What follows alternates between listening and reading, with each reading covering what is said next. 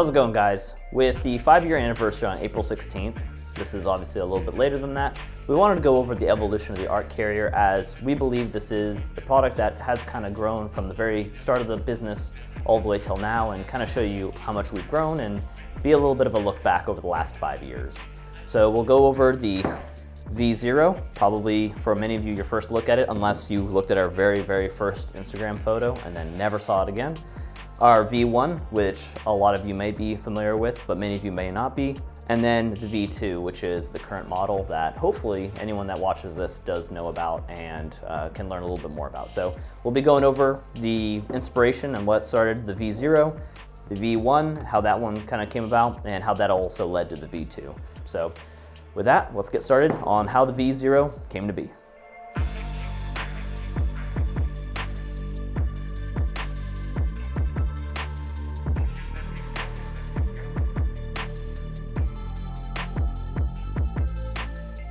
Before we get into the V0, we'll go over the thoughts preceding it and kind of what led to really the V0 and also this business.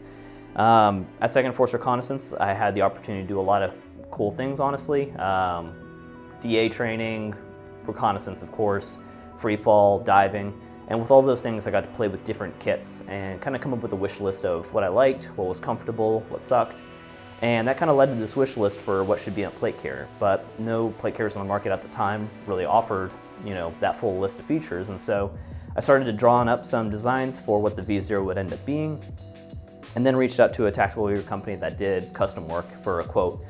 They came back with $1,000, which at the time seemed ridiculous, but now I completely understand, having, you know, ran this business for 5 years, why they pitched $1,000 for a single project with all the R&D and testing and sewing and stuff. But at the time it was a bit ridiculous for me, especially as, you know, an enlisted guy in the barracks. And so I spoke to the parachute riggers and they said, buy a sewing machine. So I went ahead and bought a Sailrite LSZ-1. This was quite a heavy thing, but it's also kind of small and perfect for the barracks. It was a bitch to learn on. It has a lot of features that an industrial sewing machine has, and it's also missing a ton of the ones that you actually want to be productive. So this thing was, looking back, I hate it, but at the time it did the job. It produced the early prototypes of the ARC carrier, the raid pouch, and a bunch of other things. And it did its job, but it quickly kind of showed all of its weaknesses. That said, we still have it. It sits over me, and hopefully one day it doesn't fall and hit me in the head at my desk.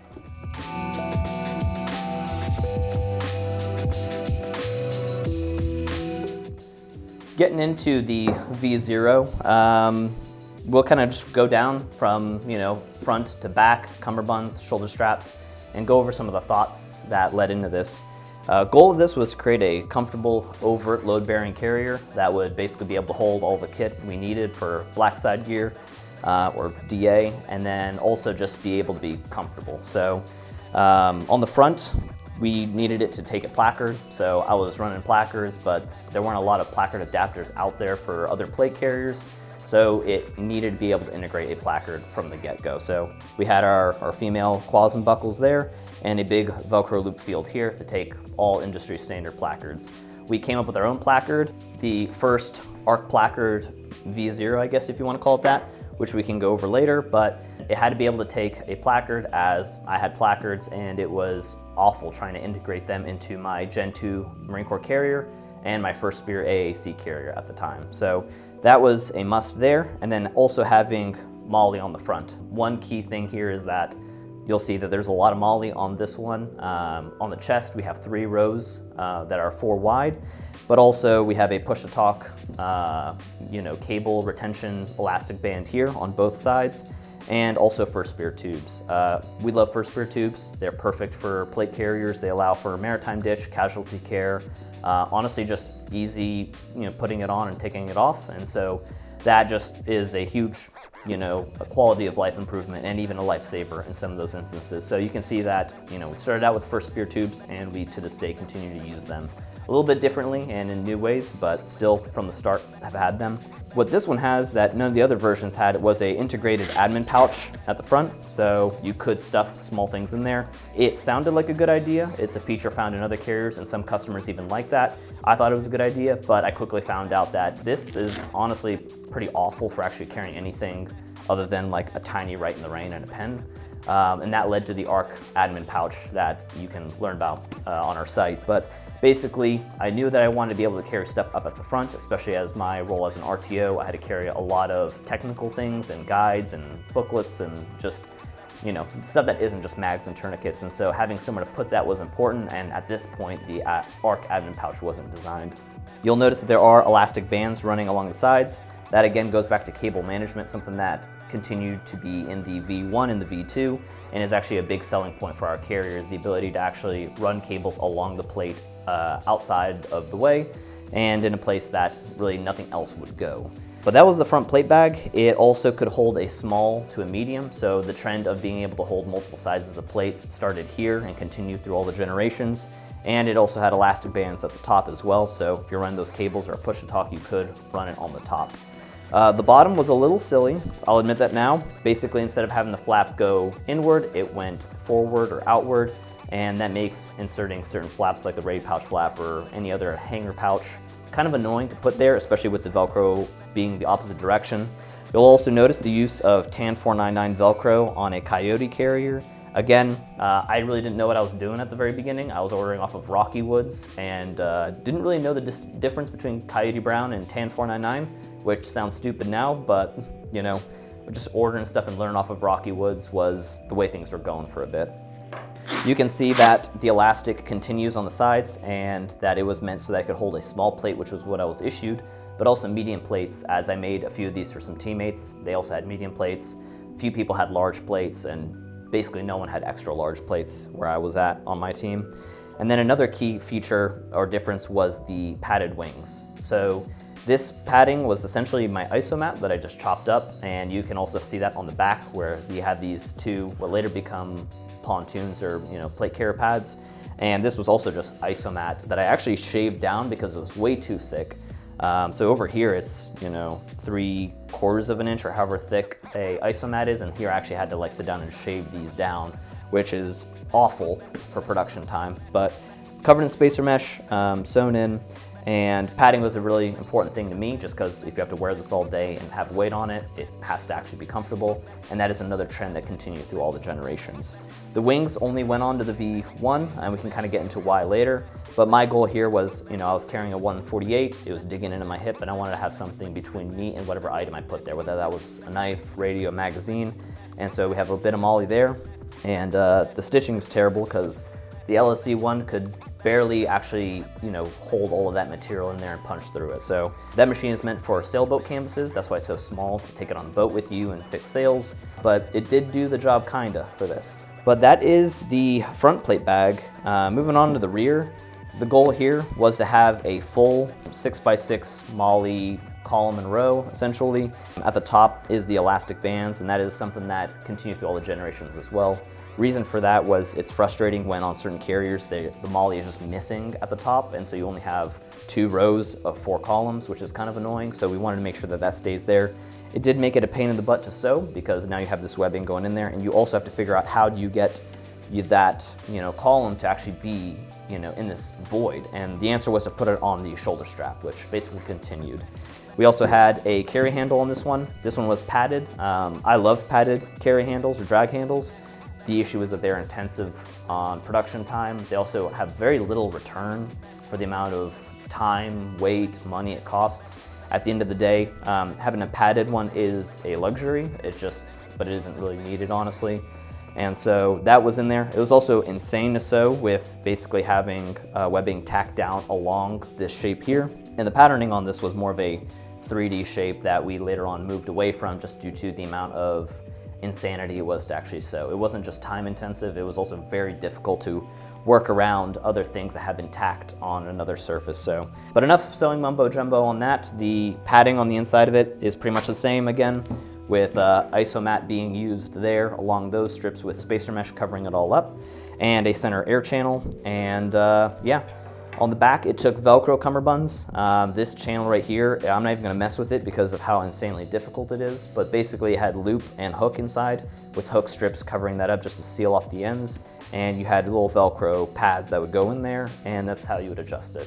It made sense at the time to have this, but I mean, even adjusting it this morning has been absolutely awful. So good thing we did not continue to do that. The cummerbund, at the time I was just kind of going off of what I had seen in the industry and what I also kind of wanted myself. Big thing was stretch. Having stretch in a cummerbund is essential. Your lungs inflate and your chest expands as you breathe. So being able to have a cummerbund that stretches with you is important. At the time I was kind of, convinced about the whole, airflow with a skeletonized cummerbund. Not so much anymore, but at the time, that's what I was, working off of. And so we had a first spear tube go on here with a flap. The reason why we went with the flap is so that you could still adjust in the front if needed at the time. And also we didn't have first spear tube integration directly on our placard. We introduced that sometime later, and we can kind of go over that when I go back over the placards. But basically, we have these flaps. We still offer them with our cummerbunds so that you can adjust them on the fly if you need to in the front. And we have our first spear tube with a positive lock cord pull, just good tactile feel to that and helps you identify that in low light. We had our MOLLE go over this. Not a lot of cummerbunds figured out how to actually have MOLLE over the tube adapter section. And so that was something I painstakingly did on the LSZ1. It was a nightmare to do it, especially because all of these tacks were done with that straight stitch. And that machine loved to just scoot the webbing that I had aligned every single time, so that was a nightmare. Little did I know, having a vertical support is a problem. You can kind of look into that yourself if you care about gear making, but that is a problem for IP. And so when I was making these first 5 for myself and teammates, it didn't matter, but once I started to learn more, realized that could not become commercially viable. And so we'll kind of go into the V1 and how that went a different direction to completely avoid those issues. But then it transitioned into elastic bands in the back. These are doubled up polywoven elastic on each of these, and honestly the way I stack these layers is not awful, but also it's not fantastic. It did the job, but it was really, really painstaking, and really a lot of the things we've learned since has been getting the most bang for your buck out of production steps, material costs and all that, and passing all of that on to you with improvements in design and weight, cost and all that stuff. So the shoulder straps, they're pretty basic. They're honestly about the same as they were on the V1 and in spirit on the V2. It's just a Velcro adjustable strap on a kind of slider right there so that it has a friction lock on there, first spear tube on the end, and most importantly, this 1-inch band here. From the start in 2019, we knew that we wanted to make the plate carrier pack a mountable solution, and you can learn more about that. But really I had a flat pack and I just couldn't access any of my stuff out of it. And I knew that there had to be a better solution. And so upon learning about the new set bag from World War II and people being able to self-access their own stuff, we wanted to bring that back. And so that started all the way in 2019, and we knew we wanted to continue that. And even though that took a few years to actually bring to fruition, we knew from the start we wanted to be able to implement that from the get-go. So the V0 has these 1-inch straps here, just meant to take those buckles. So it's nice to look back and see that the plate carrier can actually work with nearly all of the accessories we had in mind back then and even now today. Obviously there's some that won't work as well, but all of that logic and design philosophy was there from the start and kind of carried on. We'll transition a little bit over to the V0 placard. This is actually pretty damn close to the V1 placard, so we can kind of transition to that after this, but really we knew that we wanted to have a single stack placard. There was a few options out there. Most of them were going on that micro placard look with the double stacked.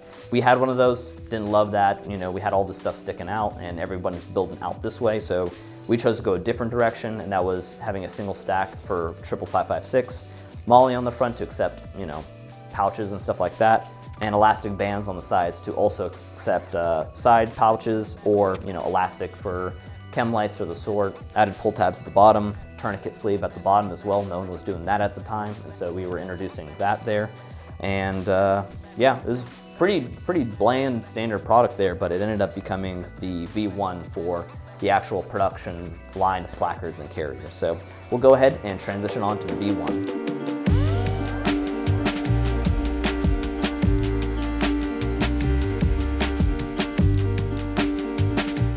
this is probably the first carrier a lot of you are going to be recognizing and might even own. And basically a lot of the same things from the V0 made its way over to this, but we made some tweaks to actually make it commercially viable for several reasons, not just IP like we've mentioned, but production time, and also some new features that we came up with in the time being.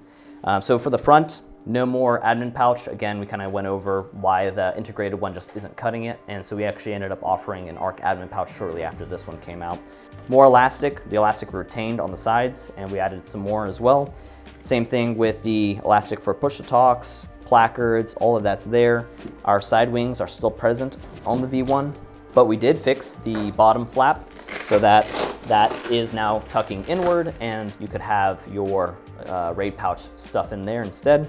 The wings are still present with real foam this time, and not just isomat there. Our flaps got a little bit more tapered and a little bit more streamlined, if you will. On the shoulder straps, they now came with shoulder pads. Basically, this is the V1 ARC shoulder pad. Goal of it was to have a 3/8 inch foam pad with spacer mesh along the neckline so that it's not rubbing too much, and then also internal anchors so that it could actually be locked into place and not slide on you or anything else, and also provide cable management. So all of those features made it over with the V2 ARC shoulder pad that we now have, but you can kind of see where that one came from as well. The rear plate bag simplified the drag handle, as it was insane, and made it this folded over webbing that then tucked into the shoulder straps instead. No longer padded, but again, we went over why the padding wasn't that necessary. And the Velcro was made a little bit easier to manage. There's no more hook on this side, it's just loop. And then we also hid that seam under this row of moly, which was something I'm still proud of, honestly. But still Velcro in the back, but the main difference is the cummerbund. What we kind of came up with this was, why not have a placard style cummerbund, right? Placards are growing in interest and popularity. They take inserts. Why not do that on your cummerbund as well? So we went ahead and just put elastic back there and made it double as a magazine cell. So no longer is it 3 useless bands. Now it's an actual magazine cell that could hold a rifle mag, a flashbang, something else in the back inherently. So that's already built in. And then in here is just a hook and loop cavity that you could basically just stuff whatever you wanted in there. So as long as there's a hook and loop insert, you could stuff it in there. And it went under the tube, so there wasn't any wasted space. So you could basically have stuff go as far forward as possible, realistically. It had moly on the front, could take side plates with our side caps. And yeah, that basically was what produced the later side buckets in the V2 when those basically split apart. But really proud of that for the time being. It also had this taper, which we later carried on in the V2 as well, where it goes from being 5 inches tall to 4 inches tall, and allowing that rear plate to sit a little higher and be a little bit more ergonomic with the body. And so those are the main differences. Another key thing was that we went to a completely spacer mesh internal bag. So this is all spacer mesh, there's no padding there. But if you wanted a pad, you could just get a foam insert and stick that in there, and that would provide you padding. So just spacer mesh now, and it basically allowed the user to decide how much padding they actually wanted at the end of the day for their plate carrier. Along with that came the V1 ARC placard. Basically, honestly, the exact same thing as the V0. Pretty spot on, just being made out of the right materials this time, and not, whatever I could get on Rocky Woods or around the barracks. Good news is that the V0, despite all that, has lasted 5 years of use. We actually got this back from a friend very recently, so it is good to see that those design techniques, materials and stuff, even though they weren't ideal, have survived the test of time and consistent use. So that is the V1. There's still probably a few of them floating out there used, so if you want one, you can hunt for one. Honestly, I still believe that the V2 is better. We do believe that our progression has been meaningful. It's not just a new version for a new version's sake. It does show, stacking on learning and basically honing our craft. So with that, we'll kind of just get into how all these features ended up in the V2 and wrap up kind of just the evolution of the plate carrier for this company.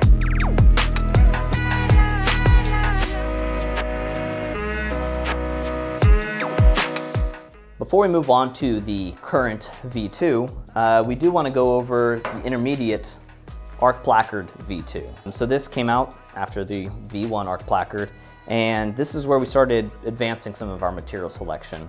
This time we had laser cut squadron on the front.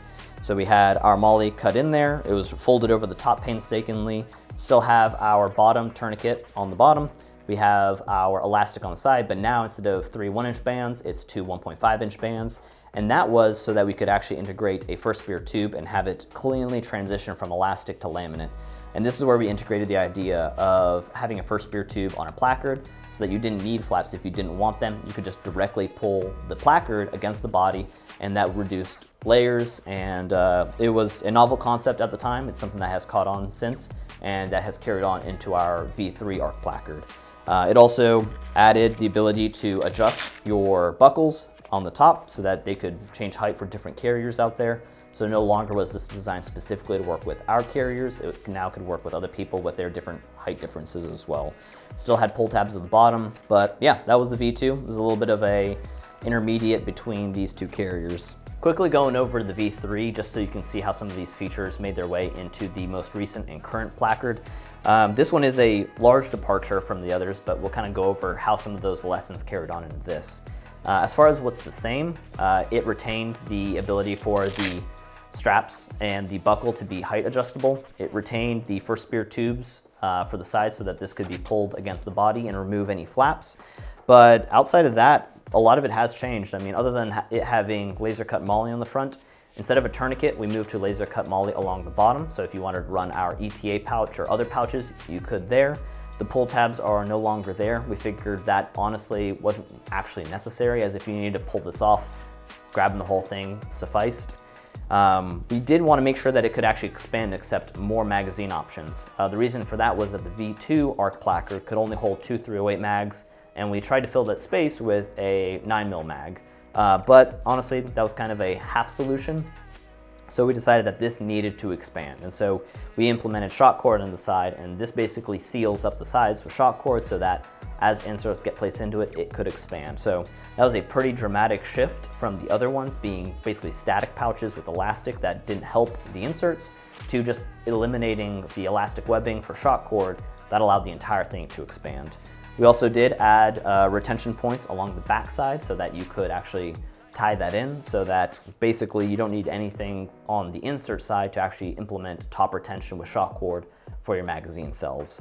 You can learn a lot more about the ARC placard in other content, so if you're interested in one, you can go check that out, but just want to show you how all of that evolved to the current day ARC placard. But moving on finally to the V2 ARC carrier. We're not going to go over all of the features here. We're just going to kind of go over how the elements from the V0 and the V1 made it over to this. So one of those elements being cable management.